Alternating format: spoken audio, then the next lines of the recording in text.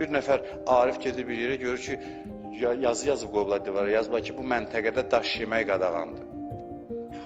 Deyir, bu nə sözdür? Gəlir, görür bir dərviş oturub, deyir, bir axmaq, əbləhim biri.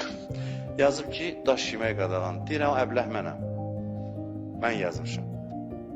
Deyir ki, bu nə sözdür yazmışam, üzr istəyirəm, mən də o mənada demək, daha nə mənada da əbləhdim. O mənada demək istəmirdim. Mən niyə yazımsan o şeyi? Deyir ki, o gün ki, insanlar daş yeməyə, sən ki təəccüblənirsən ki, yazılı olmaz. Günahı da elə başa düşdürür, onlar günah çıxacaqlar. Günah eləməyin, ya daş yemək olmaz. Daş yemək olmaz. Bu qədər aydın olsun sizə, ondan sonra da sözə ehtiyac qalmayacaq. Bir gün gələcək ki, gözül təbii də yalan danışmaq olmaz. Təbii də ki, qeybət eləmək olmaz.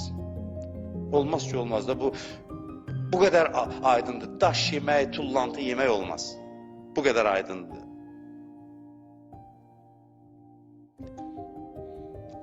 Mərifət kəsb eləmək üçün insan çalışsa deyir, bax bu yolda özü ilə məşğul olar. Peyğəmbər buyurur ki, ölsə şəhiddir.